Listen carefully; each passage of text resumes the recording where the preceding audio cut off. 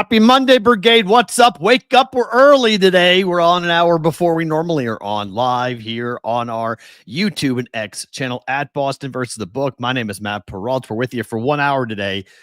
I got to get on a plane. More on that here in just 1 second. So it's a 60-minute episode of the Bostonian versus the Book. Thank you for spending some time with me today in the Brigade. Happy Thanksgiving. It is Thanksgiving week. So that means we are all running crazy. Feast week. And that means we get a ridiculous amount of sports to watch, not just here in Vegas, but all over the country. If you are a college basketball fan, oh my, more on that here in just 1 second, because today in Vegas is something that's pretty darn cool. We got the opening line coming up, presented by Huel. We got a lot of NFL football to get into. My 5 favorite things from the weekend. We'll take a look at the game tonight between the 49ers and the Panthers. We'll get to some other things a little bit later on in the program if we have time to fit it all in, because it's going to be a condensed version of BVB. So I am on a plane heading to Boston, New Hampshire, coming up here in about 4 hours. So I know a lot of you guys are going to be on the replay crew today. So thank you for watching. If you are on the replay crew on YouTube at Boston versus the Book or on Twitter X, make sure you hit subscribe to either the Betting Pros. Sorry, it's Betting Pros. My jobs were mixed up. Sorry, to the Bostonian versus the Book YouTube channel at Boston versus the Book, and same thing on X. If you are an audio podcast listener, make sure you hit subscribe as well, because you can subscribe to the podcast on Apple and on Spotify. That thing drops about 5 minutes after the show goes live. The audio podcast comes in, and Sports Grid Replay, you guys, it's the same time as always, so it's nothing really new for you guys. I'm on a plane because I have to go see my surgeon tomorrow. Otherwise, there's no way I'd be on a plane, because, yeah, shout out to Betting Pros. Sorry, confusing my jobs. The shoulder rehab is not going as well as it should be. So about 30 days ago, I had a cortisone shot in my shoulder. I don't think I told you guys that, but last time I was home, I had a cortisone shot. I had never had a cortisone shot before in my life. It feels really weird. It's a needle about that big. It goes deep into your joint, into the shoulder joint, and it's to try to keep the rehab going or speed up the rehab for the pec injury, because you can't rehab the pec until you get the shoulder back. And when you immobilize the shoulder for 6 weeks, it can be problematic. And so my shoulder is problematic, which is not great. I'm 48 years old. We kind of thought that the potential was there for some rehab issues. And so now, after having that needle in my shoulder, my doctor has said, I need you to come back in 30 days and I need to see you before Thanksgiving. So I have to fly today because my appointment is tomorrow. And that is why I will not be here in Vegas for what is going to be an unbelievable day of college basketball. Basically, every person that I am close to in college basketball is playing a game here in Vegas today. It's kind of crazy. Like, the Creighton Blue Jays are here, so Coach McDermott. Oregon is here, so Coach Altman is here. Iowa State is here, so Coach T.J. Otzelberger is here. My friend's kid is a freshman on the Auburn basketball team, and the Auburn basketball team is here. Like, if I have worked with you or if I know you in college basketball, you are here for the Players Era today. There are 10 games here in Vegas today for the Players Era. And this thing has become the best pre-conference tournament in college basketball in 1 year. Remember, last year was the first year that this happened, where the players were getting $1 million. The teams are getting $1 million to come and show up, to go to name, image, and likeness for just playing in this thing. So it went from 8 teams to now there's 20 teams. And the schedule today is unbelievable. I mean, that's the schedule. It starts at the top of the hour here in Vegas at 10 o'clock in the morning Pacific, between Rutgers and a top 20 ranked team in Tennessee. Then Creighton plays up against Baylor. It's the first game for the Jays without Jackson McAndrews, who is their star sophomore, who's out for the year with a foot break, which is awful news for the Creighton Blue Jays. Kansas, Notre Dame. But then you get into the highlights. St. John's and Iowa State is an unbelievable basketball game. Houston, maybe the best team in the country, they play Syracuse, high CBW. Your team's going to get housed today by 20. And then Gonzaga in Alabama is a barn burner of a basketball game. I mean, we're talking about two of the best teams. Both Gonzaga and Alabama, in my opinion, both those teams are underrated, but that's the game of the day here in Vegas, a game of the day in college basketball with Gonzaga and Alabama. Michigan and San Diego State's a good one, and then UNLV and Maryland wrap it up for the nightcap at 10 p.m.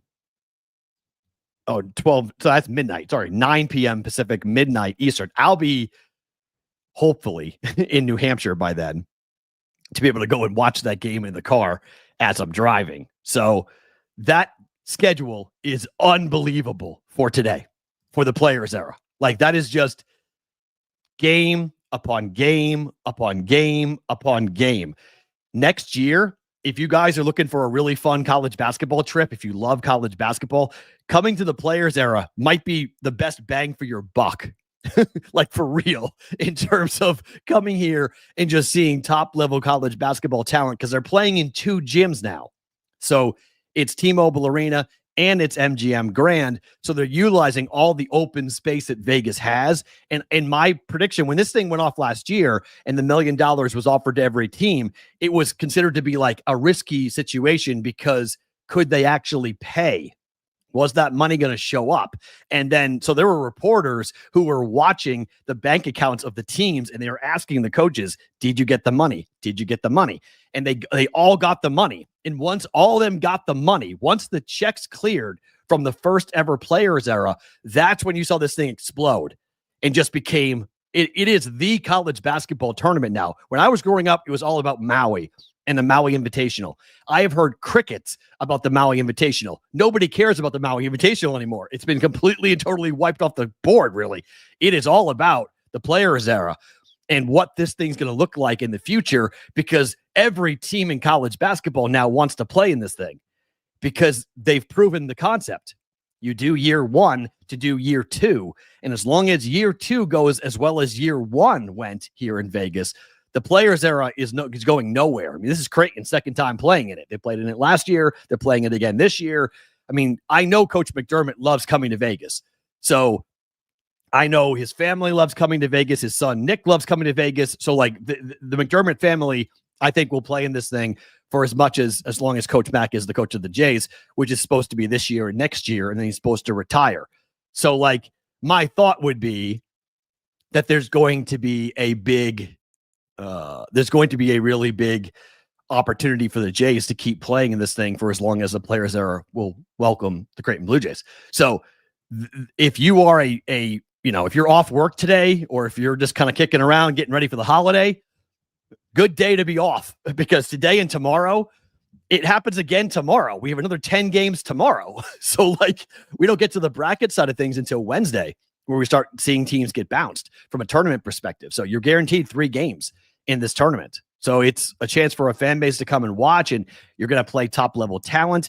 And look, if you win this thing, you win the Players Era here in Vegas, you will have gone through a really difficult road. I mean, you're going to play some ranked teams, some top 20 teams, some top 5 teams in my mind. Because I've watched so far, Gonzaga and Alabama are the 2 best teams I've seen in person. I've seen with my own eyes on TV so far. And I'm kicking myself that I can't be here for this tournament. But look, when your doctor says, hey, this isn't going the way I want it to be going, we need to make some changes. We need to do some stuff. So I need to see you. You kind of can't fight that. Like, you have to go, all right, fine. I have to go there and do that. So the one thing about the games today, how about this stat? Ranked AP teams in college basketball are 95-0 against unranked teams so far this year in college basketball in the AP poll. That is the longest winning streak at any point in a season in the history, dating back to like the 19 whatever, in the AP for the college basketball poll. So if you're going to do a for fun YOLO moneyline parlay today, go and look at the schedule and look at teams like Tennessee against Rutgers, okay? And you can build a ranked parlay against an unranked parlay. and it's 95-0. Like just a straight up bet. If you want to go ahead and make that, it may not be a horrible play to make just for fun, for ranked opponents against unranked opponents. You know what? Let's do that live on the air. Let's just build it. Let's see what it would be just from a player's era perspective. Let's just do a player's era college basketball parlay from a ranked versus unranked. So if we took Kansas, Houston, Auburn, and let's see who else is here that's ranked. That's it. So it's 3 ranked teams against unranked teams for today.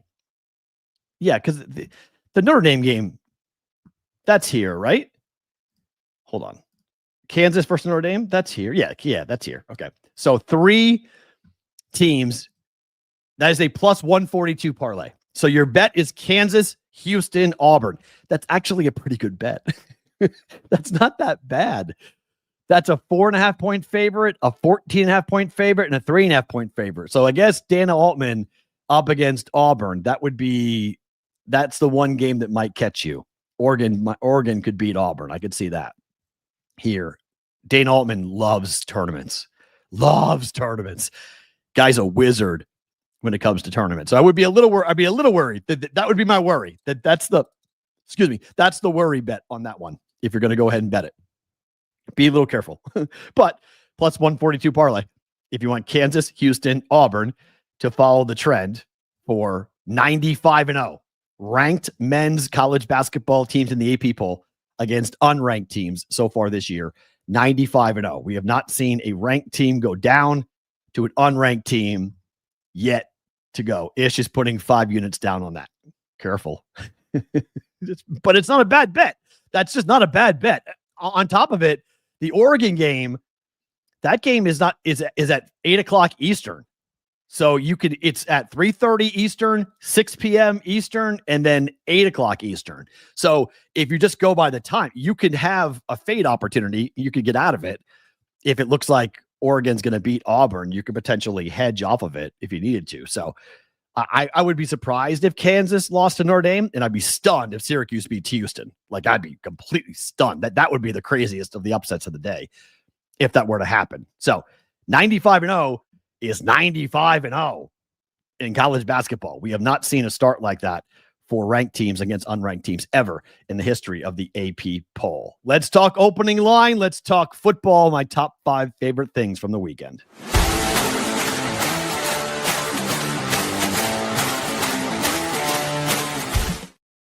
My top 5 favorite things from the weekend being presented by our friends at Huel. Huel makes healthy eating simple. 40 grams of plant-based protein, 27 essential vitamins and minerals, no artificial sweeteners. It's gluten-free, it's vegan, and you can also buy the prepackaged version of the drink that's on your screen on the right-hand side at Target nationwide. If you want to buy the powder, which is on the left-hand side, which is what I use every morning, you can get 15% off your first purchase for new customers with a minimum order of $75 with the code BVB. Just log on to huel.com/BVB. Let's talk about the weekend. There were a lot of things, a lot of fun things to get into here with a big NFL weekend. And all 5 of my favorite things from the weekend come out of yesterday from the NFL. Let's start with TJ Watt, who ragdolled, and I mean ragdolled, to go ahead and become, that's not right. He became 26. He passed his brother on the sack list, not the all-time sack list. I wrote that wrong last night. That's not right. It's just he became on the 26th on the sacks list. But his brother was broadcasting the game. So TJ Watt for the Steelers, in a big game for the Steelers, goes ahead and just ragdolls, grabs the quarterback, flips the quarterback, ball goes flying. It gets recovered by the Steelers, and TJ does it in front of his brother, JJ. I don't think we've talked nearly enough about how good JJ Watt is as a broadcaster. Like, JJ Watt is really good as a broadcaster, and that's not easy to do. Like, Greg Olson did it I think Tom Brady is developing into a decent one. I mean, Tom Brady was talking about players that weren't on the field yesterday for the Eagles, and I was kind of cringing a bit. I was like, that kind of stinks. And I was like, come on, Tom, like you can't do that. Like you got to be, this is the A team here. Like this is the highest of high. Like there is no, drop off. Tony Romo, for a little bit occupied that space, but I think most people, Awful Announcing did a big article on Tony Romo and the contract and how the contract looked brilliant for the first couple of years. And now with 5 years left on the Romo contract, that CBS is dreading the 5 years going on because it's problematic, just the way he calls games. So, and I would agree with that. I think Romo has taken a bunch of step backwards, but JJ has been really good. JJ's been great. And I've enjoyed listening to him. I think he gets it. He's got the flowing hair and he does the whole like 1975 thing. JJ's pretty good. That was cool. So congrats to TJ Watt. I think it's 26th now on the all-time list but he passed his brother JJ with his brother watching him do it and watching him play for the Steelers. That was pretty cool to see that happen. Number 4 to Vegas and Shedeur Sanders. He wins his first start. Previous Brown rookie quarterbacks were 0-17 in their first start, but he was not named the starter for the rest of, I forgot to put that up. Yeah, there's the TJ Watt passing his brother on it. But Shedeur Sanders was not named the starting quarterback after his performance for the Browns yesterday. And I think a big reason why is the interview and the things that he says in the media after he plays for the Browns. Because he said, off of 1 week of practice, imagine a full off season, I'm feeling dangerous. This guy beat the worst team in the NFL. The Raiders are the worst team in the NFL. Stop, period. No questions. They are the worst team in the NFL.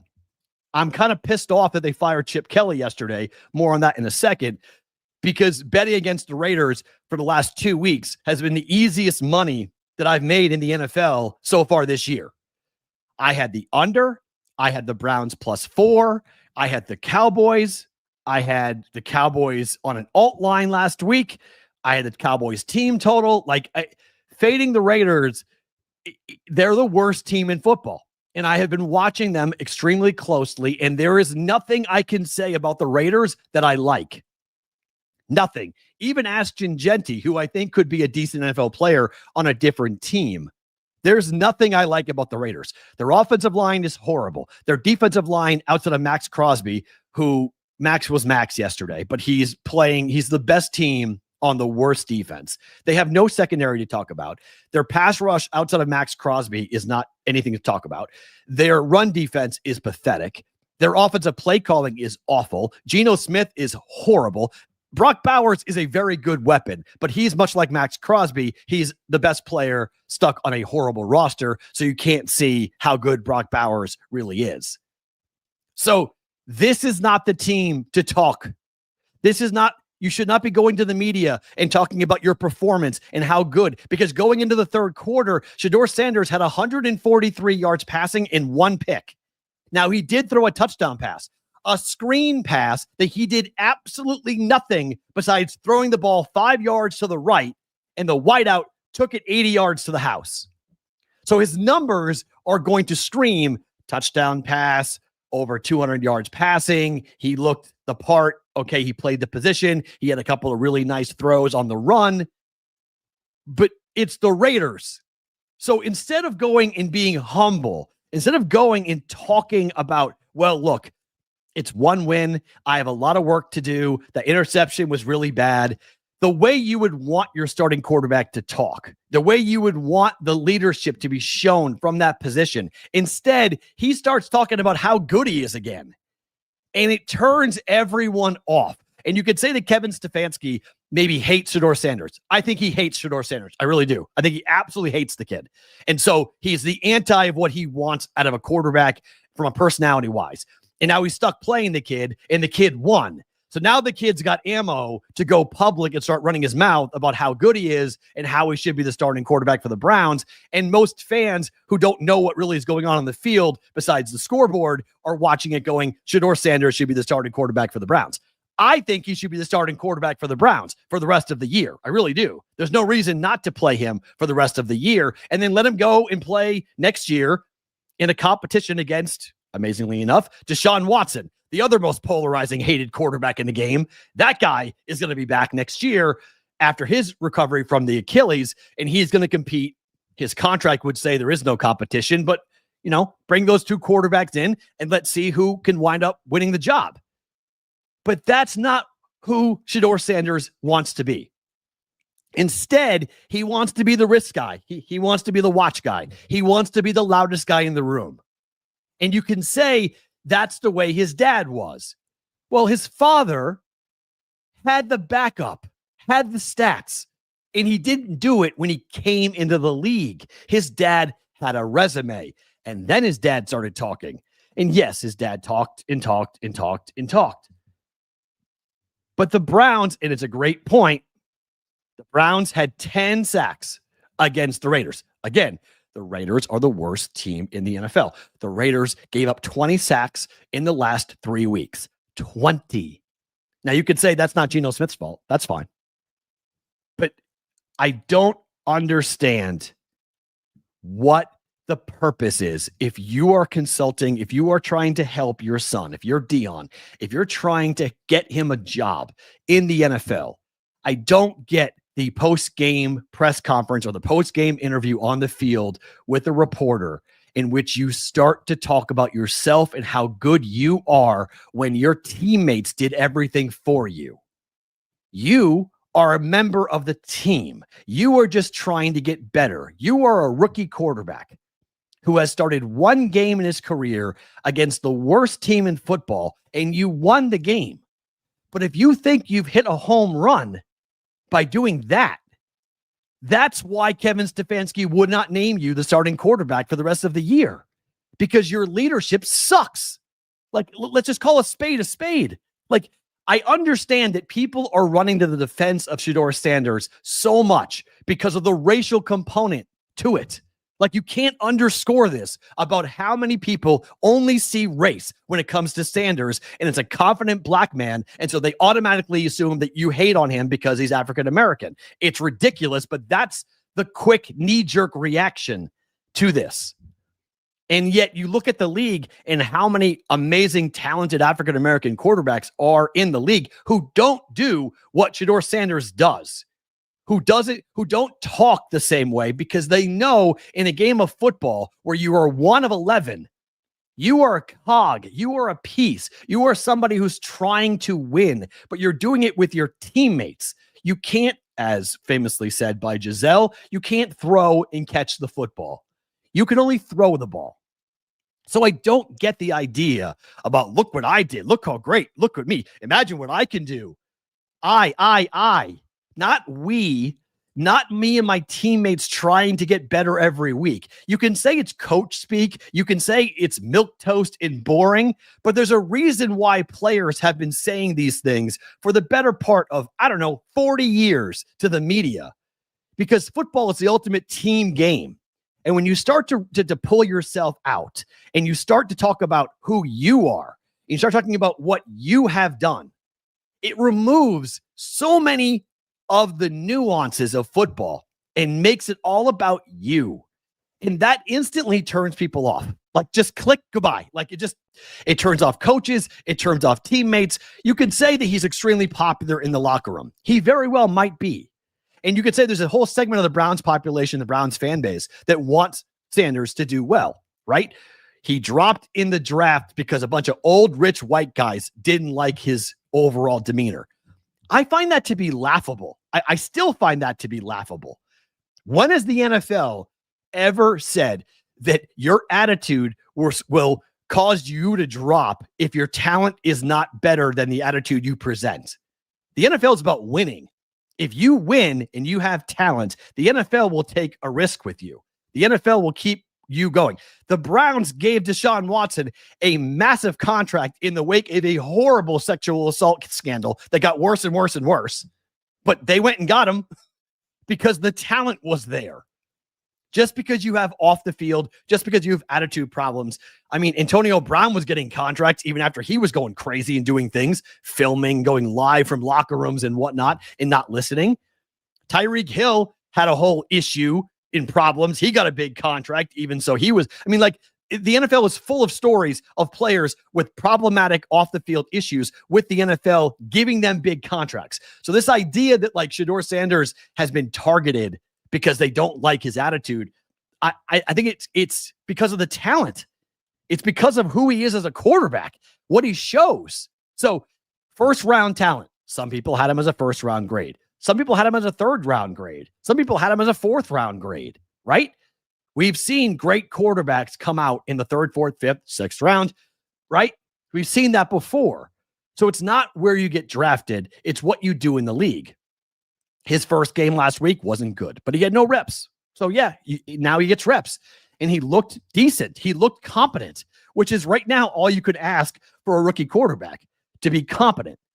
But then he spoils the whole entire thing by talking. Like, he should put himself on a self-imposed social media and interview blackout. He should, and I know the quarterback has to talk, right? He's the quarterback. But I would just answer everything with as boring, as simplistic as I'm just trying to get better. I'm just trying to get better for the rest of the year. And I'm sure the people in Cleveland have been trying to teach him to do that. And he won't do it. He has no interest in doing it. He's going to talk himself out of the league. Like, he's going to talk himself right out of the league because the talent is not there enough for him to actually stay in the game with how much he says and how much he talks in the media, because he looks like a guy more interested in that side of the game than a guy who wants to win football games and wants to be focused. I mean, again, you beat the worst team in football. Congratulations. You're taking victory laps after the worst team in football, beating the Raiders. They're 2-9. Congratulations. Like, your defense had 10 sacks. Why don't you talk about that? Say, hey, look at our defense was unbelievable today. They had 10 sacks. They were great. They dominated. Myles Garrett had 3 sacks himself. Myles Garrett's on a pace to become the single season most dominant pass rusher in the history of the game for the Cleveland Browns, who stink. Like, we're not very good, and yet we got guys doing historic things. We're building something. Get on board. We. Not me. Not what I could do. Not what I will do. We. You don't hear that from Shedeur Sanders, and that's why people get really annoyed and pissed off with Shedeur Sanders. The Patriots became the first team to win 10 games in the NFL. They've won 9 straight games now. Their 20th season since 2020 with 10-plus wins. That's the most in the last 25 years in the NFL. As Patriot fans have been saying, we are back, but it was pretty scary. Will Campbell, it was revealed this morning, the left tackle, the top 10 pick for the Patriots out of LSU. Will Campbell sprain MCL, not torn ACL. He will go on IR. He will miss at least 4 weeks, but it looks like he's going to return this season for the Patriots in the playoffs, which is huge. The Patriots are 10-2. They are up on the Bills by 2.5 games. They've won 9 straight, and they are undefeated on the road. They are 6-0 on the road. Drake May is not going to win the MVP because of what's going on in LA. More on that here in a second. But the storyline is incredible. Mike Vrabel is going to win Coach of the Year. Mike Vrabel is going to be Coach of the Year in the NFL. And the Patriots not only got good news with Will Campbell, they got good news with their left guard, Jarrett Wilson, as well, because he did not suffer a knee injury. Instead, it's a high ankle sprain for him. He's week to week. Most likely, it's the same time frame as what we will see with his left side of the line mate in Will Campbell. It's probably going to be a month to 6 weeks for Jared Wilson. So your left tackle and your left guard are both going to be out for probably the remainder of the regular season for the Patriots, which cannot be underscored about how big of a deal that is. Like, that is a gigantic loss for Drake May. And you saw the Patriots after the 2 injuries suffered, they had a hard time. They couldn't score from the 1 on the worst defense in the NFL on paper. I think the Raiders are worse than the Bengals, but on paper, the Bengals have the worst defense in the NFL, but the Patriots couldn't move the ball and couldn't run on that defense. And that was without their best defensive lineman as well. So there are definite warning signs at the moment as to what's going on with the Patriots, and they play the Giants on Monday Night Football coming up next week. So they have a little extra time to lick their wounds. They'll play a home game against the Giants, more on them in a second. And then they have the bye. The Patriots haven't had their bye week yet. I mean, playing this many games in a row is hard. I mean, they're 10-2. They're going to go and play a 13th game, so 13 straight, and then they'll have the bye week here for them to rest and get ready for the stretch run, which will be Buffalo and Baltimore right after the bye. Now, I highly doubt you see Campbell out there. I mean, maybe you get some other guys back who can play in the game against the Bills or maybe a game against the Ravens. But the Patriots having a 2.5 game lead, the Bills, I mean, they got some tough games. And the Bills losing to Houston is huge for a 2.5 game lead. It makes that game against the Bills not nearly as important. They have the tiebreaker over the Bills as is. If the Bills beat the Patriots, as long as the Patriots beat the Giants on Monday Night Football, which is no foregone conclusion after the way they played against the Lions. But if the Giants lose to the Patriots and the Pats go to 11-2 into the bye, the game against the Bills, if the Patriots win that game, they can clinch the division in week 15. They can clinch the division. So if you do that, I'm not so sure the Patriots will care about the 1 seed. It's always better to be on the 1 seed, but they are better on the road. Their losses have been at home in week 1 to the Raiders, the worst team in football. And then the Steelers, who are a good football team, they had 5 turnovers in that game. So you can excuse the loss to the Steelers. Week 1, you can't really excuse it. That was new coaching staff, new offense. Team was just kind of a mess. So since the loss to the Steelers, everything has changed. Drake May did not play well yesterday, threw a pick 6, was as shaky as he had been in the first 3 games of the regular season. Like, Drake May looked like the beginning part of the year, Drake May. So he took a step back, but you're allowed to have bad games. And if you can win games when you're playing poorly in the NFL, you take that and run. Like, you don't apologize for that. You just win the game and move on. You're like, oh my gosh, we won, move on, turn the page, be done with it. Patriots were lucky. Okay. They returned the pick 6 on defense. They got it. Patriots converted some big plays down the stretch. No Jamar Chase. Joe Flacco got hurt. He busted his shoulder again, so he wasn't playing at his top. Patriots, the Bengals had the ball driving with a chance to go score a game-winning touchdown, and they couldn't do it. So get out of Cincinnati, move on, be happy. Number 2 of my 5 favorite things from the weekend. How about Jameis? I mean, the Giants played their tails off. They really did. They played their tails off, and then what did they do? They went and lost. Why? Well, I needed them to lose, to be quite honest. I mean, if you look at the Giants eliminated, they become the first team to be officially eliminated from the postseason in the NFL this season after losing another game on the road. The Giants just became the first team in NFL history to lose 5 games on the road in one season with a 10-point lead or more during that game.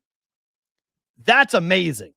Like, that is absolutely amazing when you stop and think about it. They had 5 leads of 10 points or more on the road in the NFL, and they lost them all. My under 5.5 bet, tip of the cap. I teased the Lions down to 6.5. That was incredibly lucky. I had the Patriots -1.5. I had the Lions -6.5. Not going to lie, I thought that bet was dead on both sides. I thought the Patriots were not going to be able to win that game. And then I thought the same thing for the Lions to cover 6.5. The only way it had to get into overtime. And then it got into overtime. And then the worst rush defense in the NFL showed up, and the Lions ran the ball right down the throats of the Giants. They scored. I was also lucky that the new overtime rules require both teams to have possession. So that means you kick the extra point. If you touch the ball first, you kick the extra point. Lions are up by 7, and then they stop the Giants, and then they wind up winning the game by 7. So I cover my 6.5 point teaser. Big win for the Lions. But from a Giant perspective, now you go to New England to take out the Patriots. Do you play Jackson Dart? If Jackson Dart, who had not been great on the road, and Jameis played pretty well, like, what do? I would play Jameis Winston. I don't think I would play Jackson Dart the rest of the year. You know what you have with Jackson Dart. I mean, it's great to get game reps and whatnot, but I'm not sure I'd put him out there on the road against the Patriots in prime time. You know he wants to play. You know Jackson Dart's going to kick. It's Monday Night Football, right? But I would probably play Jameis Winston and just say, hey, like, why risk it? He's been hit a bunch of times. I think Jackson Dart had a couple of concussions this year. If you watch the way he has, that's one reason why I think things went south quickly for Brian Dabble, was how quickly he was putting Jackson Dart back into the game when he was clearly having issues with concussions. And so he was just like, get out there, kid, trying to win games because he's a really good player. So I would protect him. If I'm the Giants, I would protect him. I'd play Jameis Winston up against the Patriots, but they pulled out all the stops. I mean, flea flickers and trick plays. Jameis caught a touchdown. They had a flea flicker bomb in which they hit on that. They had the catch from the I think it was a wide receiver pass to Jameis Winston that scored. Like, the Giants did everything in their power to beat the Lions yesterday, and they still came up short. So, like, I would expect a very similar thing. Our resident Lions fan felt like a loss. Yeah, in a lot of ways, it did feel like a loss. And for me, the number one thing from the weekend is just the fact that the Rams are an absolute beast. 34-7. They crushed the Bucs last night. Crushed them. 34-7. That game was over in the first quarter. Baker Mayfield at the end of the half throws the Hail Mary and immediately goes down. Now, I haven't heard yet what the left shoulder injury is for Baker, but that's either a dislocated left shoulder, that's either a labrum or a pec injury for Baker Mayfield, which stinks on a variety of levels. One, the whole Bucs year is starting to become a bit problematic. Now, I need the Niners to beat the Panthers tonight, so the Bucs will keep a 1-game lead over Carolina. The Bucs and Carolina will play twice in the last 4 weeks of the regular season. Might be the last 3 weeks of the regular season, which will just decide the division. So my biggest preseason bet was on the Bucs to win the division. But that injury to Baker Mayfield, you have Teddy Bridgewater as the backup quarterback. Most likely Teddy's going to play here coming up. They got Chris Godwin back last night, and they're going to have to work him in slowly. He wasn't all that effective, but the game got away from Tampa so fast. But my number one team is staying my number one team. Tomorrow, when we do my top 5 teams in the NFL, the Rams were 1 last week. The Rams will be 1 again this week. I mean, the Rams, Matthew Stafford's the MVP, and that offense is so fun to watch right now. Now, you don't want to peak in November, right? You want to play your best football in January and February. But the running game is healthy. The offensive line is keeping Matthew Stafford upright, and he is throwing to 2 of the best wide receivers in the game. And Devontae Adams is having a amazing Hall of Fame caliber type season. Like, you want your best players to be playing their best when your quarterback is having an MVP season. And Puka Nacua and Devontae Adams are having unreal seasons this year for the Rams. This offense right now, and look, it's right now, but this offense right now is unstoppable. Like, Matthew Stafford is playing with supreme confidence. He is picking apart whatever defense you choose to put up, because you have the best 1-2 wide receiver tandem in the NFL. I don't know what happened to CeeDee Lamb yesterday. We'll talk about that in a second. I don't know what the hell that was with CeeDee Lamb. It was crazy. Somebody told me that CeeDee Lamb's yard prop was 75.5 and it ended at 75 yesterday. Like that guy could have had 200 yards receiving if he caught all the balls that he dropped. Like what was that yesterday from CeeDee Lamb? But you have Puka Nacua and you have Devontae Adams and you have a quarterback who is playing at the top of his game late into his career. Right now, no one's beating the Rams right now. Long way to go. But if they have the 1 seed and you have to go to LA and go to SoFi, they're not going to play the Eagles in January at the Link again. You know, there's not going to be a snow game. There's no Snow Bowl coming here. This is going to be dome, pristine environment for the Rams for whomever they face, whether it be the Eagles, whether it be the Cowboys, whether it be whomever they wind up facing, right? Big. I mean, really, really big for the LA Rams. They were tremendous. Let's keep talking about what happened yesterday in the NFL. So many things to break down.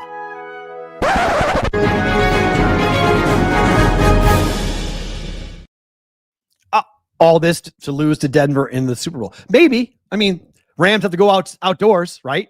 To play the Broncos. It would be hard.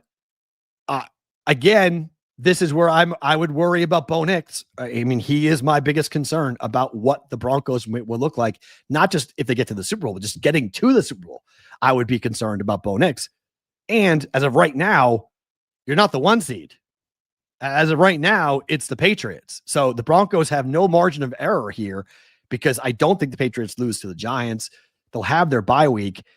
And then it comes down to they've already beaten the Bills in Buffalo. Can they do it again?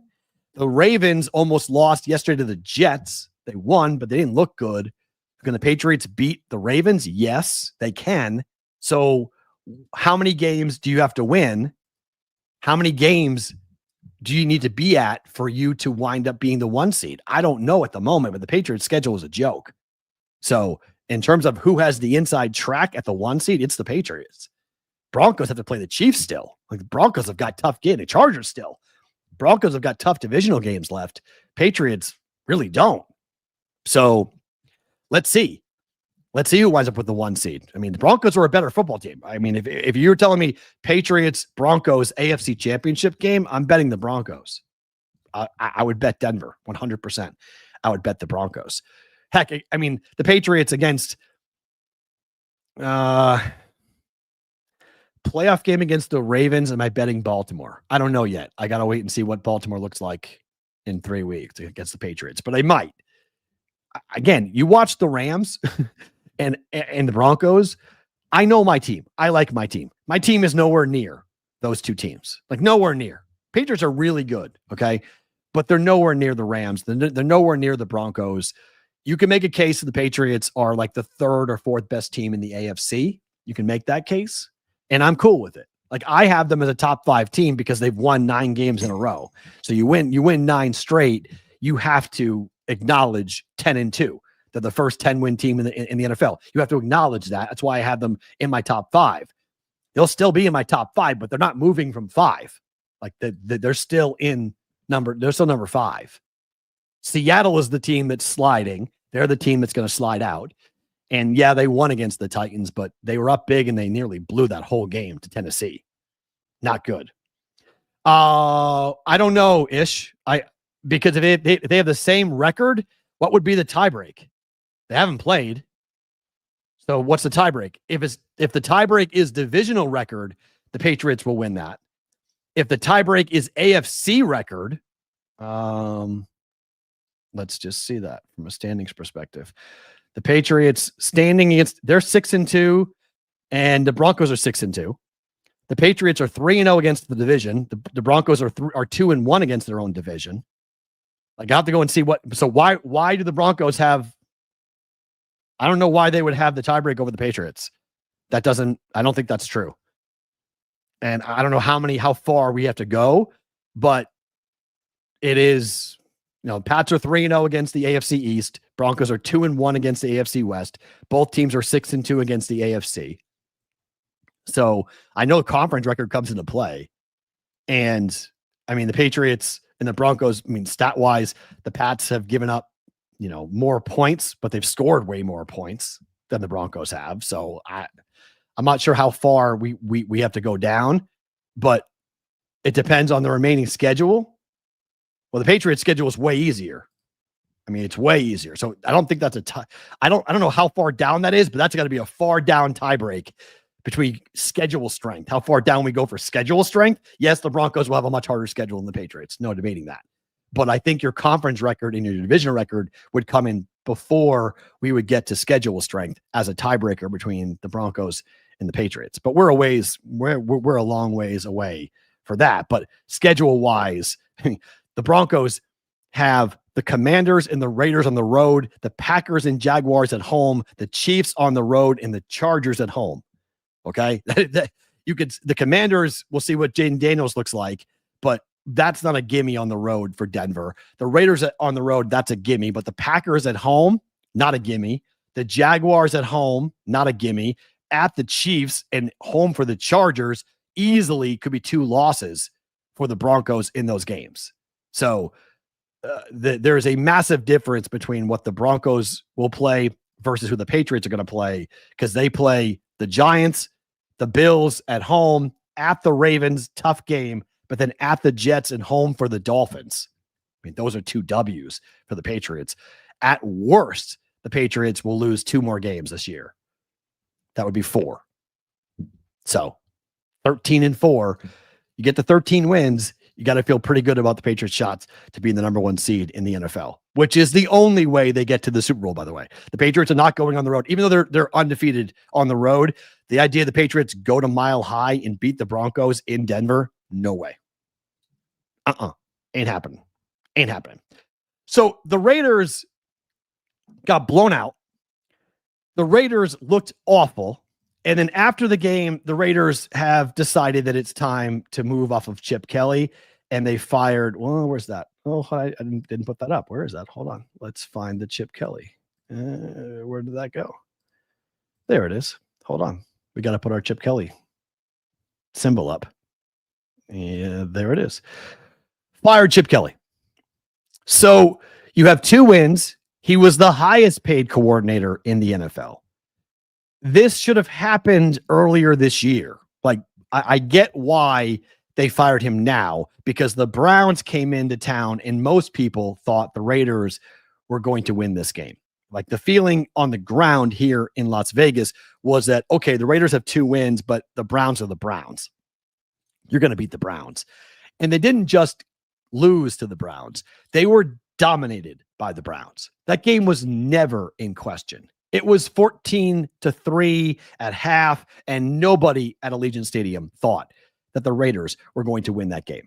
It was over. And so you fire Chip Kelly to what? Like, what's the point?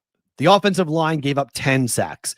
Pete Carroll's son is the offensive line coach here in Vegas for the Raiders. So you don't fire the offensive line coach. You fire the offensive coordinator. You make him the scapegoat instead of your kid, but your kid's unit gave up 10 sacks in one game. So it's Chip Kelly's fault. I'm not sure this was the game to fire Chip Kelly. I would have fired him after numerous other games this season, but not really after this game, because he did call runs. He did use Ashton Genty. Genty did score a touchdown. Geno Smith was Geno Smith, but you had at least some semblance of a game plan to try to move the football against the Browns. Your offensive line couldn't block anybody. And the offensive line, that coach, keeps his job. Why? Probably because he's the son of the head coach. Pete Carroll, I was not in favor of Pete Carroll being fired, because I don't think you can just have this like revolving door at the head coaching position. For anybody in the NFL, you need to have some semblance of culture and some stability in the position. But I don't think Pete Carroll's back next year. I really don't. I think Pete Carroll's going to be gone. 2-9, and things aren't going to get better. I mean, firing Chip Kelly saves you money. That's about it. That's the only benefit to firing Chip Kelly. Your offense is not going to suddenly turn around, and Geno Smith is suddenly not going to become a good quarterback in the NFL. You don't have weapons. You don't have an offensive line. And now you fire off the coordinator. Cowboys, massive, down 21-0. They rally to beat the Eagles. Look, I don't think the Cowboys are going to catch the Eagles for the East, but this is why I bet the Cowboys to win the NFC East, because of what we have seen with this offense with George Pickens. It is unreal. George Pickens has 1,044 yards this season for the Cowboys. That is more receiving yards than every Steeler wideout combined. He's having an unbelievable year. It's a contract year, so he's going to get a massive deal from the Cowboys. But George Pickens has been uncoverable this year for this offense. And he had to be yesterday, because I don't know what that was with CeeDee Lamb. I don't know what got into him. The number of drops for CeeDee Lamb was crazy. Like, just not what you expect out of a top 5 wide receiver in the game. Yet George Pickens picked up the slack, and he was awesome.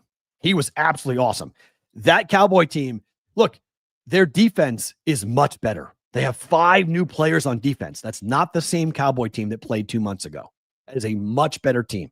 And their defense shut the door on the Eagles. The only way the Cowboys win that game is if the Eagles stop scoring up 21-0. And that's exactly what happened. They just stopped scoring. Cowboys in the postseason will be a problem. That will be a problem. That team will not be fun to face. Nobody will want to face the Cowboys, and rightfully so, because the Cowboys defense is getting better. It's getting better. Matt Eberflus, the D coordinator, he's got some pieces to work with. They are hard to run on. You can't run on these guys. You got to give Jerry Jones some credit, okay? Nobody wants to, but you got to give him some credit, okay? That's a new defense. That's a team. Again, they're not going to catch the Eagles because of how far ahead the Eagles are, and the Eagles' schedule is pretty easy. Cowboys play the Chiefs on Thanksgiving coming up on Thursday, okay? So you can be excited about this win, but you got a pretty tough opponent coming into your place on Thursday on Thanksgiving in a game you have to win. The Chiefs do too, but Chiefs were lucky. They're 6-5. They beat the Colts, but man alive, it's going to be fun to see. Speaking of KC, they win a 1-score game finally. They're now 1-5 in 1-score games. I pushed on the Chiefs -3. They got to overtime. Colts, much like the Eagles, just stopped scoring. I think if the Colts scored and had a better second half, the Colts would have won that game. But that defense for the Chiefs, again, big reason why the Chiefs wind up winning.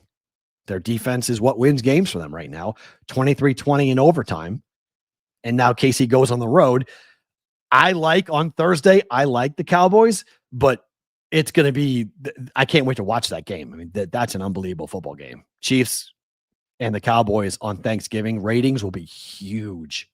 Will be huge for that game. The Bears are 8-3. Got to tip your cap to the Bears. 8-3. It's pretty impressive. I don't really like the team all that much at the moment, but I feel like I watched the Bears and I feel like I'm watching the Patriots, right? Young team, first-year head coach. They do things to win games. They're not spectacular in the way they do it, but they just win games. And they win games you're not really thinking they're going to win. And yet the Bears are a team that, you know, they have home field advantage. Bears are a hell of a win. It's a hell of a win for them. I tip of the cap to Chicago. I mean, Ben Johnson and company, Caleb's playing really well. Big win over the Steelers for the Bears. 8-3 is 8-3. Can't say much about it. 8-3 is 8-3. What is going on with the Vikings? The Vikings got smoked by the Packers. JJ McCarthy, they picked the wrong quarterback. I mean, Kevin O'Connell, I got friends of mine who are big JJ McCarthy fans. And every week I go back to them and say, what the hell is going on? I mean, Kevin O'Connell in football circles, people really do believe this is one of the best head coaches in the NFL. That Kevin O'Connell is tremendous. And yet that offense can't do anything with JJ McCarthy. And now he has this running joke about the alter personality that he revealed, that he goes to 9 my other personality comes out. Like, he's never going to live that down. Like, it was a clown show comment, but he's never going to outrun that. People are going to be making fun of him for saying that for the rest of his career. And when you play like JJ McCarthy has played over the last month, and then you watch Sam Darnold and the way he is playing, you're like, oh no, Minnesota, what did you do? I mean, again, going into that game, the Packers were 0-6 as 6-point or more favorites in the last 6 games. And they blew them out. Packers didn't just cover, they coasted. That was an easy cover. And that's a team I would fade. I mean, I'm not betting on the Packers as a big favorite at all. I don't trust LaFleur. I don't trust Jordan Love. And now they have a Josh Jacobs issue. Excuse me. I don't know. Packers, I don't like the Packers in November, December, but how could you like the Vikings at the moment as to what's going on with them? It's bad. Things are bad right now. If you are a fan of the Vikings, things are not good at all. All right, couple games today here in Vegas, couple of great ones. We talked about Gonzaga and Alabama. This is part of the players era. Gonzaga laying 4 up against Alabama.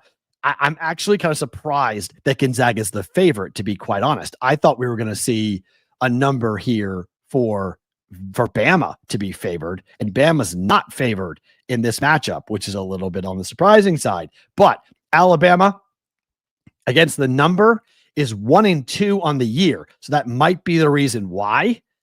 Alabama beat St. John's. It was a pick'em line at MSG. Huge win. They then turned around and came home, and they lost against Purdue, arguably the best team in the country, lost by 7 as 3-point home favorites. And then they went on the road to Illinois to the United Center. It was in Illinois. It was in Chicago. It wasn't in Champlain, but it obviously was a home game for Illinois. And they won the game by 4 as 2.5-point dogs. So when they're favored, they don't play very well. When they're dogs, they play really well. Alabama's catching 4 against a Gonzaga team that beat Oklahoma by 15, Creighton by 27, and Arizona State by 12. They then, in a game you thought they might relax, they played Southern Utah, and they won the game by 72 points. Not a typo. Not a typo. They won the game by 72 points. Mark Few's team, for the teams I have watched on TV, they're deep, they're talented, and they're dangerous.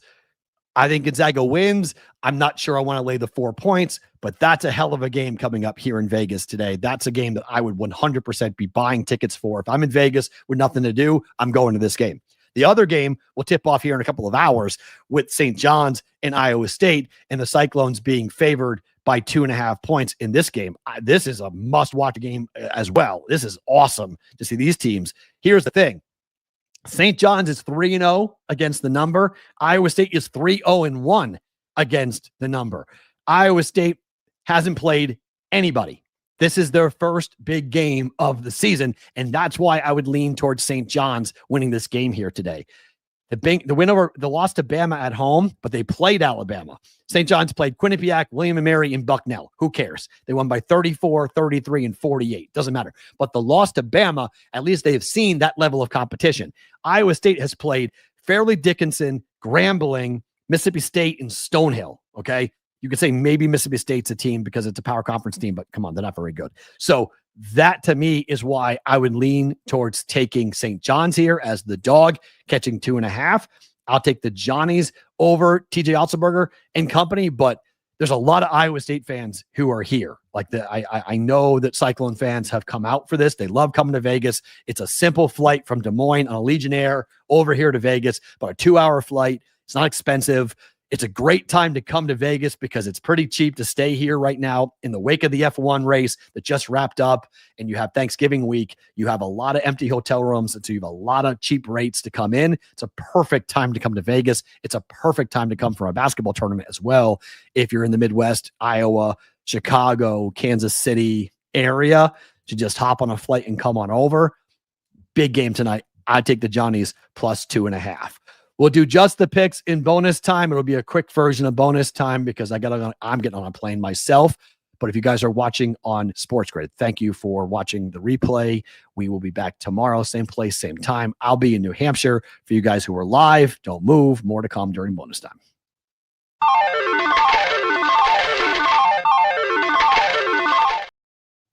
All right, let's go into it with just the picks.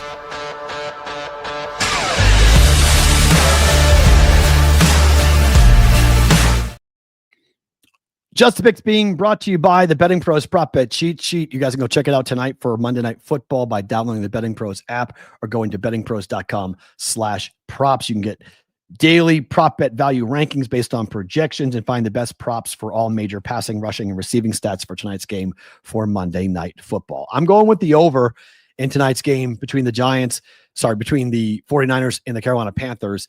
It's been kind of an over year for a banged up 49ers defense, and they just simply can't stop anybody. And Carolina is coming off of a week in which Bryce Young threw the ball a ton. I mean, threw it all over the place. And I think you'll see points here in this game. The last 3 games and 6 of the last 8 games have gone over, 6-1-1 to the over for San Francisco over their last 8 games. The Atlanta game went over 30-27 on the road for Carolina. They're on the road again here. They beat Green Bay at Green Bay. They beat Atlanta at Atlanta. They played really poorly to start the year on the road, and they're starting to turn the corner here a little bit for Carolina. So I like the over 49.5 for Carolina and San Francisco coming up here for tonight. The other bet I've made in this game is San Fran -4 in the first half. When Bryce Young is the quarterback for the Panthers in the first half, he has the worst ATS record of anybody. And the Panthers with Bryce Young as their quarterback as a team, and over the last 10 years, the Panthers are the worst team ATS in the first half. Like the 49ers get off to a fast start here tonight and to cover the 4-point number. In the second half, I worry about the Niners getting tired here, and that could come into play with a backdoor cover or so. I'm not really looking to lay 7.5 points here with the 49ers against really anybody, given how banged up they are. But Brock Purdy did put up a 40 spot last week against the Panthers. So the offense looks like it's clicking. George Kittle, anytime touchdown. Christian McCaffrey, anytime touchdown. Yes, very, very, very possible to go ahead and grab that. But I like San Francisco -4. And if you want a college basketball play today, I think Baylor beats Creighton. Last year, the Creighton Blue Jays came here and got housed, like just housed. Now, it was a lot had to do with the fact that Ryan Kalkbrenner was really sick. And then they lost Stephen Ashworth to a turned ankle where he really wasn't the same player. But again, the Jays, when I have been present for all the games in Vegas, I'm 0-3 when I am there watching. I'm not going today. So watch the Creighton Blue Jays win today. But without Jackson McAndrew, I mean, that's their best player. That's their star sophomore. He's out for the year. This is the first game without him. And just given the history of the Jays in Vegas, Baylor, I don't like this. I'm surprised the number's only 3, to be quite honest. Baylor's got better athletes than the Jays do. If the Jays hit the threes, they're the better shooting team, but not the better athletic team. So I'll take Baylor with a short number here. Baylor -3 up against Creighton coming up here for today. There is a prop bet for you guys.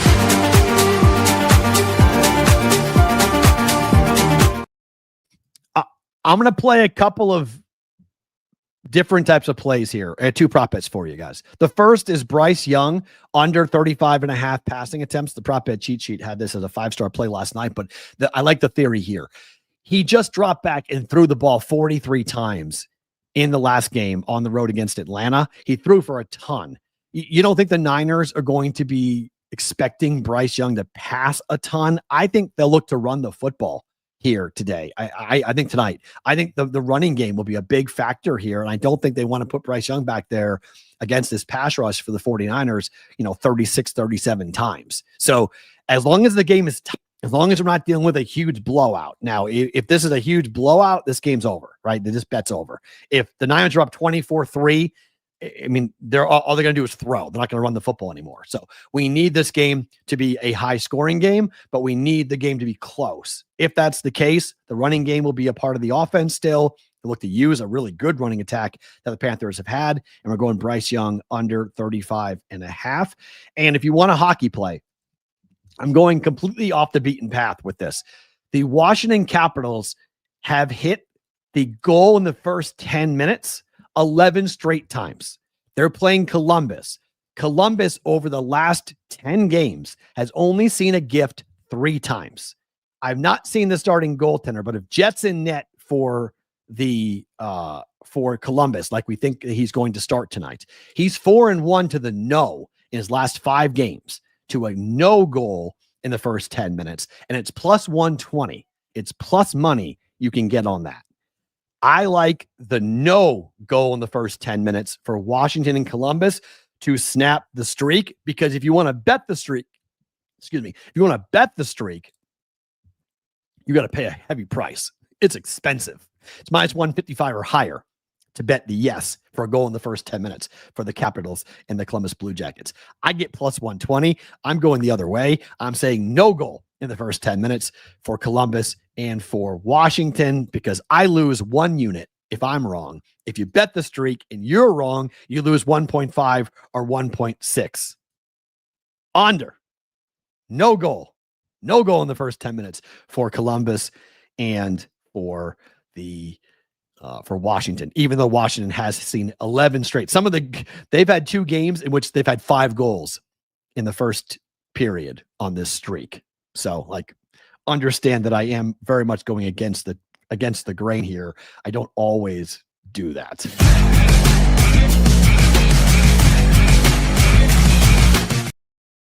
As I said, a quicker show than usual today because I'm getting on a plane here. I'm Madeline. I got to get her dressed and ready to go. We head to the airport and fly. Tomorrow we will be in New Hampshire. Wednesday we'll be in New Hampshire. The Wednesday start time might be 30 minutes early. I got to see about scheduling.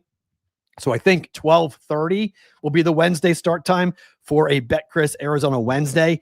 Adam Bjorn will join us at his normal time. We'll end the show with Adam. We'll go for the last 15 minutes with Adam Bjorn as we head towards the Thanksgiving holiday. No show on Thursday, no show on Friday, back on Saturday, and then I'll be back here for a Monday BVB here for the show on December the 2nd, whatever the heck it is. So tomorrow, Tuesday, 1 o'clock Eastern time start. Wednesday from New Hampshire, probably a 12:30 Eastern time start. But I got to kind of figure out, I'm going to be on Eastern time. So I'm going to be back on the East Coast for the show coming up for the next 2 days. Favorite thing about today is I like traveling. I always have. So it's fun to get on a plane. It's fun traveling with my kid. Madeline loves traveling as well. So we get to do that. Be safe if you're traveling today. Enjoy the college hoops. Should be a ton of fun. I will talk to you tomorrow at 1 o'clock Eastern time from New Hampshire for a Tuesday's BVB.